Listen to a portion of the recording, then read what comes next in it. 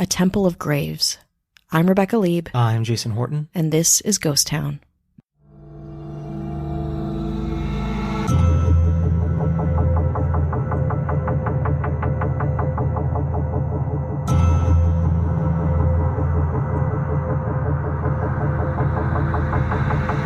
In the 1950s, Temple University and the city of Philadelphia disinterred an entire cemetery to expand Temple's campus and dumped 28,000 headstones into the Delaware River.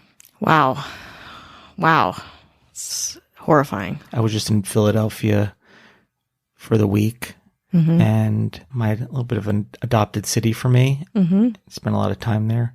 I just had Philly on the brain. You had Philly on the brain. I love that. I love when you're there and you find a story, a case, a piece of information, and you're like, I'm here, I'm learning about this in this place. We don't often get that luxury, and that's a really exciting thing. And Philly's wild. My brother told me he had to stop and work, so I was just walking around. He's like, watch out if you lean up on any poles. They could spray animal fat on the poles because people climb up them if the Phillies win or lose.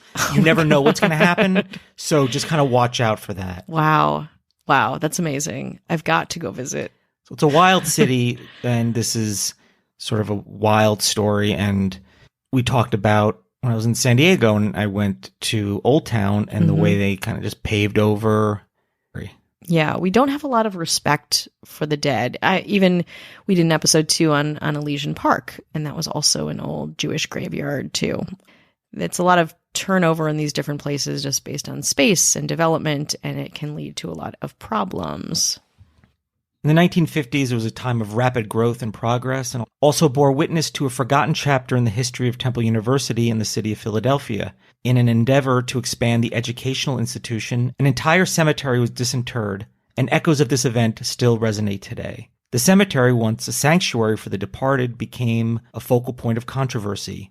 Monument Cemetery in Philadelphia and its grounds held the memories and stories of generations going back to the 1800s. But its fate was sealed when Temple University set its sights on expansion. The graves and memories of loved ones were disrupted and their final resting place disturbed.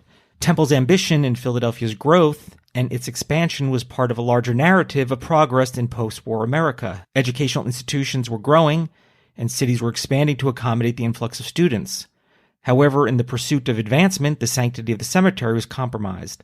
Thousands of graves were exhumed, and headstones, once symbols of remembrance, were discarded into the Delaware River. I like how they weren't even like, we're going to try to get these to the family, we're not going to store them. They just chucked them in a river. Or at least break them up.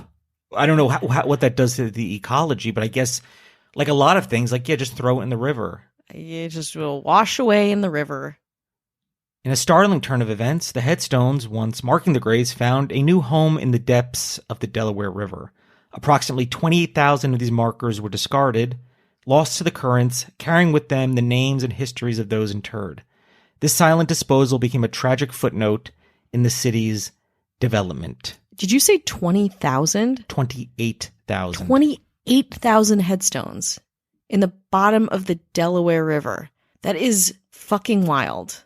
There's not a lot of city planning in the 1800s. Yeah. You don't know. And there's an understanding of this land could be better used for education, or probably there's money. They're like, hey, there's money to be made, money brought into the city, revenue brought into the city. That's not really happening. The cemetery industry isn't raking in the money like a brand new, and even now it's a larger university. It's really well regarded. I get that. I'm not even super offended by moving the cemetery. It's just when you move it, you can't just throw shit away like garbage. You have to account for the bodies and the headstones and realize that real families are coming to pay their respects and have ties to this place. Very upsetting. Well, it'll be just as upsetting after this break. Reckoning with the past decades later, the lost cemetery and the discarded headstones served as a reminder of the ethical dilemmas faced in the name of progress. The incident prompts questions about historical accountability, remembrance, and the importance of acknowledging past wrongs. Yeah, no shit.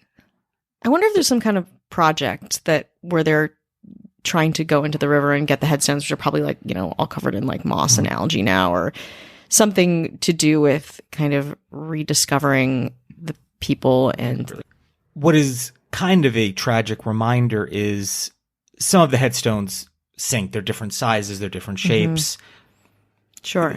Nature does what it does, but there are some that still can be seen at the river's edge. God, at least you can see them. At least you're like, oh, here's this headstone. Someone could theoretically, who is looking for it, could go and find it. I mean, 28,000, and also, what does the water do? Erosion of the rocks and such. It's really, there should be some kind of initiative. I can say that here from my stupid chair in Echo Park, and I'm sure, there's been a lot more discourse than I'm aware of around this matter, but it's just very sad. It just strikes me as really sad and frustrating.